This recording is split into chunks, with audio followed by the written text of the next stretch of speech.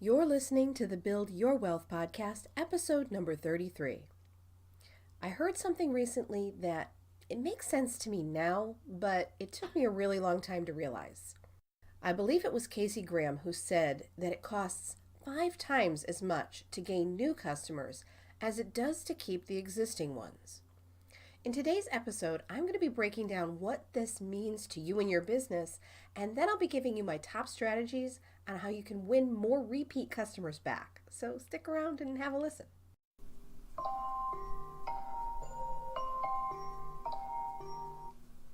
Ugh, it's that time of day again.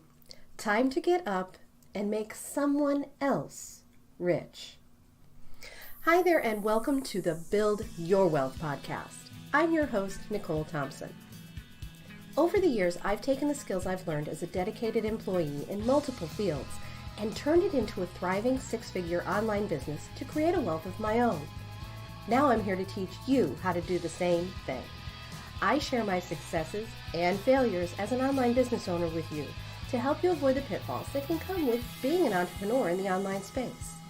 It's my goal to help you achieve your success faster, adopt the right mindset for that success, and to show you how failing forward is all part of the process in building your wealth instead of someone else's. This is the Build Your Wealth podcast. Hey there, welcome back to another episode of the Build Your Wealth podcast. I'm your host, Nicole Thompson. Thank you so much for joining me here today. Whether you're a new business owner or an existing one, the strategies that I'm about to share today definitely apply to you. For years, I fought the uphill battle of sourcing new customers, of constantly trying to figure out new ways to get my business found, to have more people discover my products and services. And if I'm being completely honest, which if you know me, you know that's what I'm all about because I make no bones about the mistakes I've made in growing my business. So in all honesty, for many years, I focused primarily on how to gain new customers, all the while, in a manner of speaking, neglecting my existing ones. Now, I don't mean that I didn't deliver stellar customer service to my existing customers at the time that I was working with them. I am all about 5-star customer service. It's been one of my primary objectives since the day I started my business, to treat each and every customer the way I would want to be treated by any company that I was working with. But until recently, and I'm talking like the last year and a half or so at the time of this recording, I didn't pursue nurturing my existing customers the way that I should have. You see, each and every time a customer would place an order through my site, they would be given the opportunity to join my mailing list. Whether they signed up for a discount code or joined the newsletter email list at checkout, they were always given some way to be kept in the loop of anything new and exciting that might be happening within my company. However, I spent far too many years not really knowing even what to do with that email list. Sure, I would put together the occasional newsletter or send out a sales email from time to time, but nothing with any type of consistency. None of it that was enough to stay top of mind with my existing customers to the extent of making them feel special and remembered. This was until I began learning more about the power of email marketing. When I realized that my business had, on some level, basically plateaued, I started researching more ways to get more eyeballs on my business. But what I didn't realize at the time was that I was sitting on top of a veritable gold mine of potential sales with my existing customer base. So I decided to create an email nurture sequence. And what this looked like for my business was a series of emails that was scheduled to go out to my existing customer base weekly, focusing on key product areas each week for a set number of weeks. By consistently showing up in their inbox at the same time every week, it revitalized my business by reconnecting with the customers who had already had a taste of working with me and my company. And because I'd treated them with 5-star customer service back when they first bought from me, the customers who did remember me had a fond memory of their experience, and perhaps had simply forgotten where they made their purchase so many years before. Most accepted the email with open arms. They clicked through and came back to the site and were willing to make a purchase again because it was a familiar face in their inbox. It was someone they already knew they could trust because they had already spent money with me. They had already received great customer service in the past. I had already done the work of finding them as a new customer, but the work I had left undone was nurturing that relationship to keep them coming back for more. Now, don't get me wrong, new customers are fantastic. You always need to be refreshing the waters of your customer base with new clientele. But it is so, so critical to continue to nurture the customers who've already put their faith in you, who've already proven that they're willing to open their wallet to you. In the online world, there are endless options. Within seconds of entering a search term into Google, YouTube, or Pinterest, your potential customers are greeted with page after page after page of suggestions fitting every possible detail of what it is they're trying to find. Getting found in search engines is in a way like being the needle in the haystack trying to be found. It's like building a house of cards. If you don't line everything up just so, the slightest shift in the algorithms can bring everything crashing down and put you right back to square one. Of course, there's social media, but the algorithms in social media are just as fickle, if not more so, than Google. And then, of course, there's paid advertising, which any of you who've already dabbled in this know how quickly those expenses can add up. Don't misunderstand me. I'm all for paid advertising, social posting, and organic content marketing.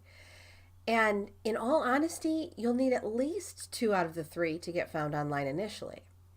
When I first started my business, I did it strictly through organic search engine optimization. And by that, I mean I worked the keywords and I spent a lot of time building links on my website, submitting them to the search engines manually, and hoping for the best. And it took a long time to gain any traction that way. Paid advertising works well, but only if you know what you're spending your money on. If you don't already understand paid advertising on the internet, I highly suggest you get some help by hiring someone in this area, because it can become a money pit fast. So when you do gain your customers, be it through word of mouth, social media, organic search engine marketing, or paid advertising, you're going to want to hold on to those customers good and tight. So deliver initially, and then keep delivering again and again. So as promised, I'm going to give you a little bit of a breakdown on gaining new customers, and then I'm going to share my techniques on winning more repeat customers. And for those of you that are scribbling furiously, or if you're on the go and you can't get to a pen and a piece of paper, don't worry. I've put together a free cheat sheet that you can use as a reference guide for when you're ready to tackle things like this in your own business. You can grab that cheat sheet on my website at NicoleThompsonNow.com/put it on repeat. I'll include that link in the show notes too, so you'll be able to grab it there. So first of all, let's talk about getting new customers. Number 1, know who you're marketing to. Who's your ideal client? What is the thing that you can offer them that will help them to solve a problem that they're experiencing? Number 2, get crystal clear on your message. When you confuse them, you lose them. Make sure that when you're speaking about your product or service, you're being super clear about who it's going to help, how it's going to help them, and why they should choose your product and service over someone else's. Number 3, choose a specific niche. Don't go too broad on your offering. Again, be crystal clear on what it is that you're selling and who it is you're selling to. Number 4, when you're advertising in either the search engines or in social media, be sure to use specific keywords and hashtags to help get your products or services found. Number 5, make sure you have a way for your new customers to sign up for an email list when they buy from you. This is a super important step because it's going to become your main way to get in touch with them to keep them coming back for more. Now let's talk about the strategies on how you can keep them coming back as repeat customers. Number 1, and this is a biggie, stay consistent. Always continue to be present with an email nurture sequence. Number 2, offer something of value after the sale. Discount codes, new product suggestions, time to reorder emails. It's easier to increase the value of your existing customers with what you already have as opposed to constantly trying to come up with something new. Number 3, Be the expert in your field. Become their go-to source for what it is that you offer by providing product tips, how-to videos and tutorials, product-specific case studies, or special events in your area that are related to your products or services.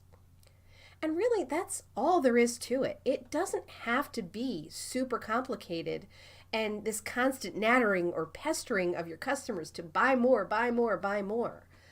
But you do want to remember that out of sight does mean out of mind, especially on the internet, because it's far too easy to click on that next link that comes up in the search window instead of scouring to try to find that company that you worked with that one time. And, well, yeah, they were great, but I just don't remember what they were called.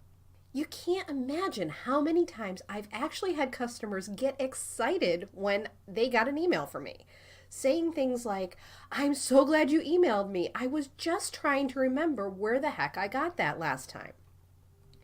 And I honestly had never even thought about it that way until I started nurturing my existing email list.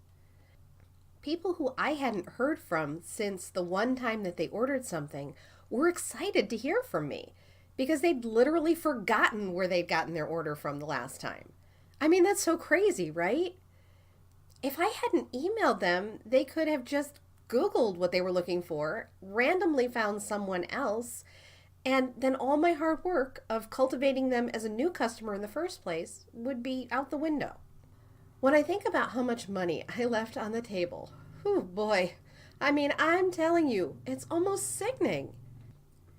As entrepreneurs and business owners who may be running the show on our own, we're all bound to make mistakes from time to time. Goodness knows I've made my fair share of mine, and I guarantee you I'm not done making them. Although I will say, the mistakes don't scare me as much anymore. Because what I found is that with each mistake that happens, each failure that transpires is an opportunity to learn what not to do and to be able to then charge forward with that newfound knowledge under my belt. I offer you this advice to show you an example of what not to do, so hopefully you won't make the same mistakes as I did, since it is the basis of what I'm here to teach you after all. With each step in any new direction, there's bound to be a couple of missteps along the way, but don't let that discourage you. Get back up, dust yourself off, and keep moving forward with your newfound knowledge. And once you get those new customers in your pocket, do whatever it takes to keep them there. Because once you've got them, you just got to figure out what it's going to take to keep them coming back for more. Well, that just about wraps up today's episode. Don't forget to go and grab my free cheat sheet by going to my website, NicoleThompsonNow.com/put-it-on-repeat for the full action plan on how you can get more sales with your existing customers. Make sure you're subscribed to the show so you get notified of next week's all-new episode of the Build Your Wealth podcast as soon as it's available. Thanks so much for tuning in today. I'll talk to you then. You've been listening to the Build Your Wealth podcast. Thank you so much for tuning in today. Make sure you don't miss an episode by subscribing to the show. I've included any links to specifics mentioned in the show notes section below so you can easily grab them there. I hope you'll consider leaving a review for me and let me know what you thought about the show, and if it helped you or resonated with you in some way, I'd love to hear about that too. Thanks again, and I'll see you over on the next episode. To your success.